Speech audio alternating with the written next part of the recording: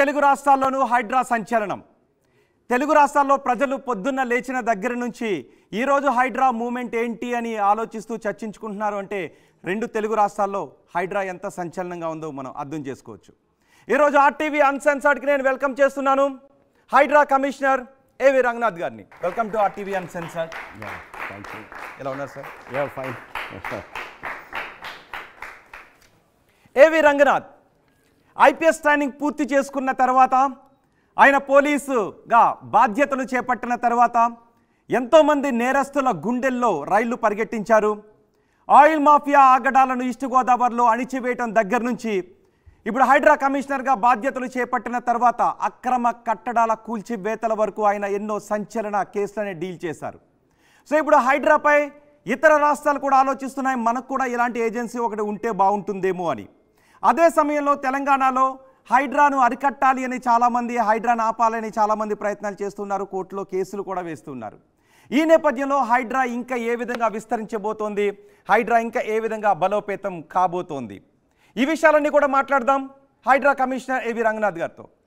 రంగనాథ్ గారు, నా first question, మీరు హైడ్రా కమిషనర్గా బాధ్యతలు చేపట్టిన తర్వాత చెరువులను పరిరక్షించుకోవాల్సిన అవసరం ఉంది. ఎన్నో ఆక్రమణకు గురైన వందలాది చెరువులు ఉన్నాయి, చెరువులు మాయమైపోయాయి అన్నారు. అదే సమయంలో పేదవాడి ఇంటి పైకి మేము కూల్చివేత్తలతో మా మంది మార్బులను తీసుకుని వెళ్ళమన్నారు. కానీ ఈరోజు చాలా చోట్ల పేదవాడి ఇళ్లపైకి కూడా బుల్డోజర్లు వెళుతున్నాయి అని చర్చ జరుగుతుంది.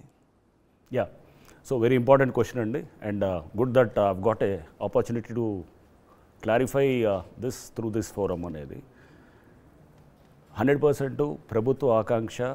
హైడ్రా యొక్క ఆబ్జెక్టివ్ కూడా పేదవాళ్ళ మీద వెళ్ళటం అనేది, పేదవాళ్ళ వాళ్ళ స్ట్రక్చర్స్ కానీ వాళ్ళ ఇళ్ళను కానీ వెళ్ళాలనేది అది మా అభిమతం కాదు, ఆలోచన కూడా కాదు. బట్ మీరు చూస్తాను కొన్ని ఇన్స్టెన్సెస్ మీకు చెప్తాను, దాన్ని బట్టి మీరు అర్థం చేసుకోవాలి. Like for instance N convention మీద మేము ఎప్పుడైతే కనుక మొత్తం ఈ స్ట్రక్చర్స్ని డిమాలిష్ చేసామో ఆ టైంలో దాని చుట్టుపక్కల చాలా స్ట్రక్చర్స్ని కూడా తీసాం.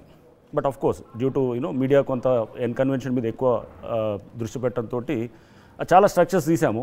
అక్కడ చాలా పేదవాళ్ళ గుడిసెలు ఉంటే దాన్ని టచ్ కూడా చేయలేదు అనమాట. సో అది అంటే మీకు ఒక ఎగ్జాంపుల్. రెండోది ఎందుకు టచ్ చేసామనేది కూడా కొన్ని చెప్తాను. చింతల చెరువు అని చెప్పేసి జీడిమెట్ట దగ్గర, అది కూడా మేము చేసిన one of the first HYDRAA చేసినటువంటి డిమాలిషన్ ఆపరేషన్స్లో అది ఉండింది. దాంట్లో కొంతమంది ఎవరైతే పేదవాళ్ళు అని చెప్పేసి వాళ్ళు కొన్ని స్ట్రక్చర్స్ కట్టుకొని ఉన్నటువంటి దాన్ని కూలగొట్టాం. దాని వెనకాల రాజు అని చెప్పేసి అక్కడ నోటోరియస్ ల్యాండ్ గ్రాబరు అతను ఉండి అతను ఆపరేట్ చేస్తున్నాడు. ఈ పేదవాళ్ళన్న ఫసాడ్ అని ఆ ముసుగును ముందు పెట్టి వాళ్ళని చూపిస్తూ వెనకాల ఇతని ల్యాండ్ గ్రాపింగ్ ప్లాన్ అనేది జరుగుతున్నది. అతని మీద గతంలో కేసులు ఉన్నాయి. అండ్ అతను ఒక్కొక్కళ్ళకి 2-3 లక్షలకి చొప్పున అక్కడ ఇచ్చి చెరువులో అంటే ఎఫ్టీఎల్లో ఆ చిన్న చిన్న స్ట్రక్చర్స్ రేజ్ చేస్తే దాన్ని వెళ్ళి కూలగొట్టాం. మూడోది మొన్న సున్నం చెరువులో కూడా మీరు చూస్తే కనుక మేము అక్కడ కొన్ని స్ట్రక్చర్స్ని కూలగొట్టింది ఎవరి అక్కడ సరే అక్కడ ఉన్నటువంటి కొంతమంది పేదవాళ్ళు ఉన్నారు.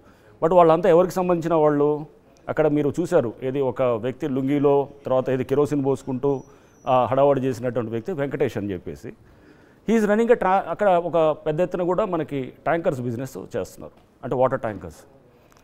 అక్కడ చాలామంది అక్కడ కొంతమంది చేసేవాళ్ళలో ఇతను కూడా ఒకడు పెద్ద ఎత్తున ఇతను చేస్తున్నాడు. మీరు ఎప్పుడైనా కానీ గూగుల్ ఎర్త్లో మీరు వెళ్ళి జస్ట్ చూస్తే కనుక ఇప్పుడు కూడా మీరు చెక్ చేస్తే ఆ సున్నం చెరువు చూస్తే కనుక దాదాపు ఒక 20-30 ట్యాంకర్లు అక్కడ ఎప్పుడు ఉంటాయన్నమాట. మీ జస్ట్ ఒకసారి చూస్తే కనుక తెలుస్తుంది.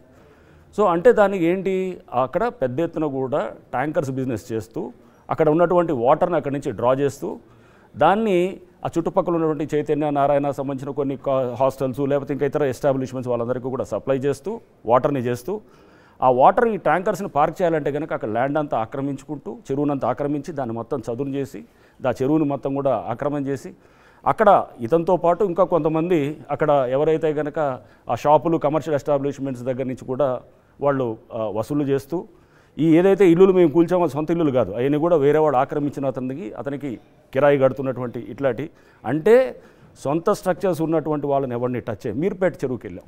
మీర్పేట చెరువులో కూడా వెళ్తే కనుక చాలామంది అక్కడ పేదలు లిటల్ చెరువులో ఇల్లులు ఉన్నాయన్నమాట. కూల్చలేదే. ఎందుకు కూల్చలేదంటే అతని సొంత స్ట్రక్చరు, రేపు అతన్ని కూల్చాలంటే కనుక అతనికి ఒక రీహాబిలిటేషన్ అనేది ఇవ్వాలి. మూసిలో ఉన్నాయి చాలా చెరువులు స్ట్రక్చర్స్ ఉన్నాయి. దాన్ని కూడా తీయాలంటే ప్రభుత్వం ఒక క్లియర్ స్పష్టమైన ఒక పాలసీ ఉందన్నమాట. దీన్ని రీహాబిలిటేషన్ చేయాలి. బట్ ఎప్పుడైతే కనుక అతను స్వార్థానికి అంటే ఫసాడ్ ఒకటి చూపిస్తూ నేను ల్యాండ్ గ్రాబర్ అండి, నేను నైట్ వెళ్ళేసి ఒక గుడిసెలు వేస్తాను, లేకపోతే ఒక స్ట్రక్చర్స్ రైజ్ చేస్తాను, ఒక వారం రోజుల తర్వాత తెలుస్తుంది అక్కడ, నేను వెళ్ళి కూలుస్తాను, ఒక హైడ్రా అధికారిగా ఒకళ్ళు వెళ్ళి కూలుస్తారు. అది ఏం చేస్తున్నట్టు? అది పేదవాళ్ళని చేస్తున్నట్టు. ఇన్నాళ్ళు జరిగిన డ్రామాలే ఇన్నాళ్ళు జరిగినటువంటిది పేదవాళ్ళని ముందు చూపించి ఈ ఫసాడ్ని చూపిస్తూ వెనకాల జరిగినటువంటి గ్రాబింగ్స్ చాలా జరిగినాయి. ల్యాండ్ గ్రాబర్ మీద చర్యలేవి, ఒకవేళ వోల్టా చట్టాన్ని అమలు చేయాల్సిన అధికారులు ఏం చేస్తున్నారు, టౌన్ ప్లానింగ్ అధికారులు ఏం చేస్తున్నారు? అతని మీద కేసులు పెట్టడం జరిగింది. ల్యాండ్ గ్రాబర్ మీద అంటే గతంలో జరిగిన దాన్ని తీసేయండి. అంటే గతంలో ఇప్పుడు ఇన్నాళ్ళు జరగలేదు కాబట్టి ఇక మీద కూడా జరగొద్దు అనేది అది కరెక్ట్ కాదు. ఇప్పుడు దాన్ని గవర్నమెంట్ ఒక మంచి ఉద్దేశంతో ఒక ఇన్స్టిట్యూషన్ని ఫ్లోట్ చేశారు. ఒక లక్ష్యం ఏంటి? ఇన్నాళ్ళు జరిగినటువంటి ఎంక్రోచ్మెంట్స్ మీకు ఆల్రెడీ మేము ఎన్ఆర్ఎస్ఏ సంబంధించిన డేటాను కూడా రిలీజ్ చేశాం. మొత్తం మన హైదరాబాద్ నగరంలో కొన్ని చెరువుల మీద స్టడీ చేసినప్పుడు 56 చెరువుల్లో దాదాపు 61% దాంట్లో మొత్తం ఎంక్రోచ్ అయ్యింది. మిగిలింది 39%. ఇంకా కొన్ని ఏరియాస్లో కుత్బుల్లాపూర్ అండ్ శేర్లింగంపర్ ఇటువంటి ప్రాంతాల్లో కనుక మీరు చూస్తే అక్కడ ఈ రేట్ ఆఫ్ ఎంక్రోచ్మెంట్ చాలా స్పీడ్గా ఉంది. ఎందుకంటే ల్యాండ్ రేట్ ఎక్కువ. ఎక్కడైతే ల్యాండ్ రేట్ ఎక్కువ ఉంటుందో the rate with which encroachment is taking place is quiet fast. అంటే అక్కడ ల్యాండ్ రేటుకి ఎంక్రోచ్మెంట్కి రెండింటికి అవినాభావ సంబంధం, డైరెక్ట్ ప్రపోర్షనాలిటీ ఉందన్నమాట. సో ఇప్పుడు కనుక మనం కట్టడి చేయకపోతే ఇంకో 10-15 ఏళ్ల తర్వాత బహుశా చెరువులు అనేది మొత్తం టోటల్గా తెరమరుగైపోతాయి, డిసపేర్ అయిపోతాయి. సో ఇన్నాళ్ళు జరిగినటువంటిది ఇదే తంతు అనమాట. అంటే అక్కడ లోకల్గా ఒక నెక్సస్ అనేది డెవలప్ అయింది. ఇది అందరికీ కూడా మనకి తెలిసినటువంటిది. అక్కడ లోకల్గా ఉన్నటువంటి పొలిటికల్ అక్కడ ఉన్నటువంటి వాళ్ళు ఉంటారు, లేదా బ్యూరోక్రటిక్ సెటప్ ఉంటుంది, అంటే ఆఫీసర్స్ ఉంటారు, లేదా అక్కడ ఉన్నటువంటి ఒక బిజినెస్ సెటప్, ఎవరో రియల్ ఎస్టేట్ వ్యాపారం ఎవరు ఉంటారు. ఈ నెక్సస్ అనేది ఒక అన్హోలీ నెక్సస్ డెవలప్ అవడంతో ఈ పరిస్థితులు వచ్చాయి. ప్రభుత్వం చాలా స్పష్టంగా ముఖ్యమంత్రి గారు ఈ ఇన్స్టిట్యూషన్ ఫ్లోట్ చేసేటప్పుడు ఆయన కావాలని చెప్పి he wanted me to head this. I said sir తప్పకుండా, అంటే నేను అప్పుడు ఐజీ మల్టీజోన్ 1లో ఉన్నాను. సో స్పెసిఫిక్గా వారు రిక్వెస్ట్ చేసినప్పుడు ఇది పూర్తి ఫ్రీడమ్ ఇస్తూ, దీనికి ఆపరేషనల్ ఫ్రీడమ్ ఇస్తూ, చాలా ఇన్ని పవర్స్ ఇస్తూ మీరు చూస్తే కూడా ఒక జియో ద్వారా ఇవన్నీ కూడా ఏంటంటే మీరు రిమూవల్ ఆఫ్ ఎంక్రోచ్మెంట్స్ అనేది ఇస్తూ చేశారు. సరే, అది కూడా మనం ఇప్పుడు క్లారిఫై చేద్దాం. దాని మీద చట్టబద్ధత ఇష్యూస్ అనేది కూడా ఖచ్చితంగా. రంగనాథ్ గారు, అన్సెన్సర్డ్ షోలో నాతో పాటు వివిధ రంగాల నుంచి వచ్చిన నిపుణులు కూడా ఉన్నారు. మీడియా రంగం నుంచి, న్యాయవాద రంగం నుంచి, కన్స్ట్రక్షన్ రంగం నుంచి, రియల్ ఎస్టేట్ రంగం నుంచి వచ్చిన వాళ్ళు కూడా ఉన్నారు. ఎందుకంటే చాలా డౌట్లు ఉన్నాయి, సమాజంలో కూడా చాలా డౌట్లు ఉన్నాయి కాబట్టి ప్రజల్లో వాటన్నిటిని క్లారిఫై చేసుకుందాం. ఫస్ట్ ఎన్డీటీవీ నుంచి మాట్లాడుతున్నారు. నా పేరు ఉమా సుధీర్ అండి. హైడ్రా మిషన్, విషన్ రెండు బాగానే ఉన్నాయి. అది హెడ్లైన్స్ కూడా కొడుతోంది, పాపులారిటీ కూడా వస్తుంది. కానీ దానిలో 3 డౌట్స్ ఉన్నాయి. ఒకటి, హైడ్రా గ్రీక్ మిథాలజీలో అంటాం కదా 9 హెడెడ్ మాన్స్టర్ అంటాము. ఆ మాన్స్టర్ వాటర్ స్నేక్ లాంటి మాన్స్టరు, ఆ మాన్స్టర్ అన్ని పొలిటికల్ పార్టీస్కి ఒకేలాగా ట్రీట్ చేస్తుందా అన్నది ఫస్ట్ క్వశ్చను.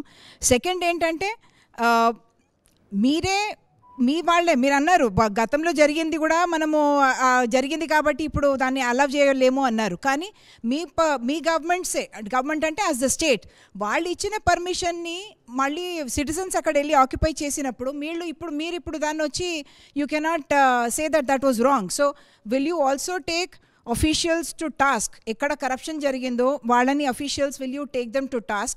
And వాళ్ళు permissions wrong గా ఇచ్చారంటే it is not the citizen alone who has to pay for it. Officials, government officials also have to pay for it. And the third one, the court itself has asked about the legal validity of Hydra. అంటే మీరు it cannot go beyond the statute that already exist కదా. మీకు ఇప్పుడు ఇచ్చిన mandate అయితే చాలా పెద్ద mandate ఉంది, కానీ లీగల్ శాంక్టిటీ దానికి ఉందా అన్నది ఎక్స్ప్లెనేషన్ ఇవ్వండి. రైట్, 3 ఇష్యూస్ ఉమాగారు మీరు రైజ్ చేసిన 3 ఇష్యూస్కి I will answer 3 issues point by point. One is regarding the impartiality or political bias or political inclination of HYDRAA అనేది ఒకటి. రెండోది ఈజ్ మీరు చెప్పిన ఇష్యూ ఏంటంటే ఆల్రెడీ పర్మిషన్స్ ఇచ్చారు. పర్మిషన్స్ ఇచ్చిన తర్వాత ఆ పర్మిషన్స్ ఇచ్చిన దాని ఇష్యూలో మీరు ఎలా చేస్తున్నారు, ఆఫీసర్స్ని ప్రాసిక్యూట్ రెట్రోస్పెక్టివ్ మీరు చేయలేరు కాబట్టి. Right. Next third is regarding legal basis అనమాట, దానికి ఉన్నటువంటి legal. Right. Number 1, we have given ఎప్పటికప్పుడు మేము రిలీజ్ చేస్తున్నాము ఎక్కడెక్కడ డిమాలిష్ చేసామనేది. ఇప్పటిదాకా దాదాపు మేము వీ హ్యావ్ రిమూవ్ 262 స్ట్రక్చర్స్, అది కూడా మనం కూడా రీసెంట్గా ఇచ్చాము. And we have reclaimed almost about 111 acres of land which is almost more than 1,000 crores. So ఇది దీన్ని డిమాలిష్ చేసిన తర్వాత more than 28 డిమాలిషన్ ఆపరేషన్స్. దీంట్లో అన్నింటిలో చూస్తే కనుక ఎక్కడ కూడా రాజకీయ పరంగా పలానా పార్టీ వాళ్ళు ఉన్నారనేది కాదు. ఇంకా ఎక్కువ చెప్పాలంటే రూలింగ్ పార్టీ వాళ్ళు ఎక్కువ ఉన్నారు.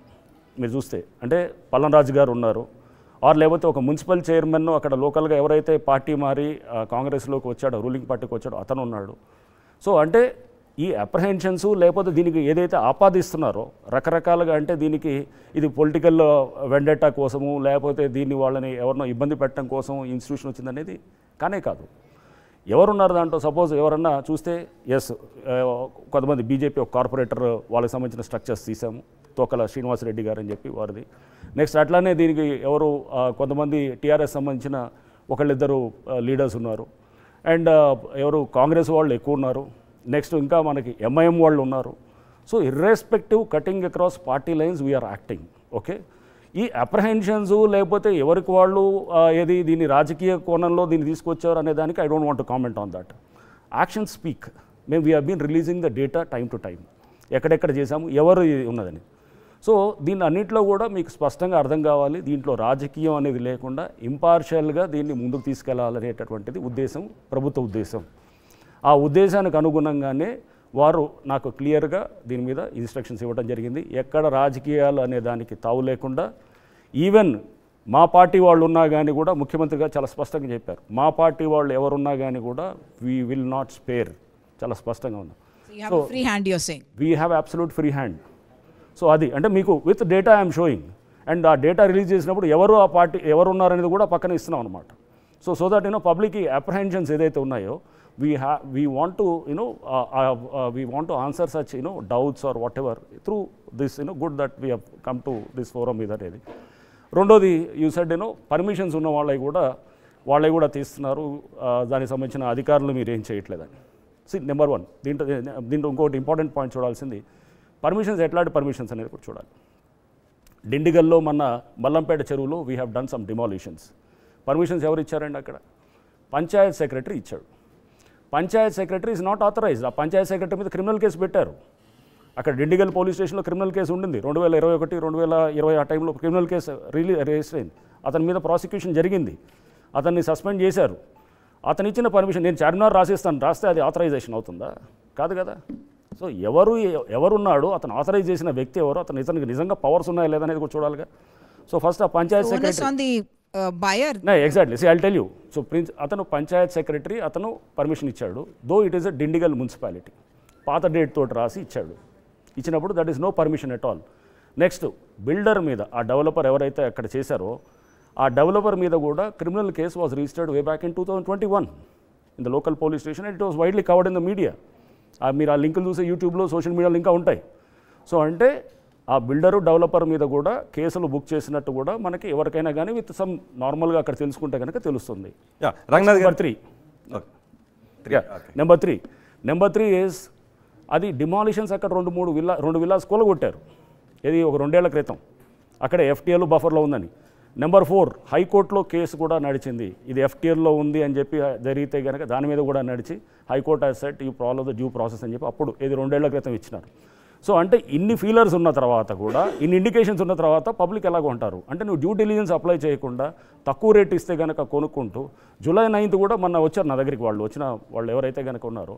సో వాళ్ళు July 9th కూడా రిజిస్ట్రేషన్ అయింది సార్, దాన్ని కూడా మీరు కూలగొట్టారని అంటే కనుక మీరు ఇన్ని ఇండికేషన్స్ ఇచ్చినప్పుడు, ఇన్ని ఫీలర్స్ ఉన్నప్పుడు డ్యూ డిలిజెన్స్ ఎక్కడ ఉంది? మీరు అప్లై చేయాలి. Ignorance of law is no excuse. నాకు చట్టం తెలియదు లేకపోతే నాకు తెలియదు ఫ్యాక్ట్స్ అంటే కనుక ఇట్స్ నాట్ దాన్ని తీసుకోవడం. You have to do that, basic homework చేయాలి. చేయకుండా మనం చేసిన తర్వాత నేను నష్టపోయానంటే కనుక అది మనం దానికి బాధ్యులు ఎవరంటారు? తప్పకుండా అధికారుల మీద వాళ్ళ మీద ప్రాసిక్యూట్ చేశారు. అక్కడ అది సిస్టమ్ అదంతా ఉన్నది తెలుసుకోండి. సేమ్ థింగ్ మీకు ఫర్ ఇన్స్టెన్స్ మీకు గండిపేటలో we have done lot of demolitions in resorts. ఆ రిసార్ట్స్ చేసినప్పుడు అక్కడ సర్పంచ్ ఒకళ్ళ పేరు మీద సంతకాలు ఇచ్చి పర్మిషన్స్ ఇచ్చారు.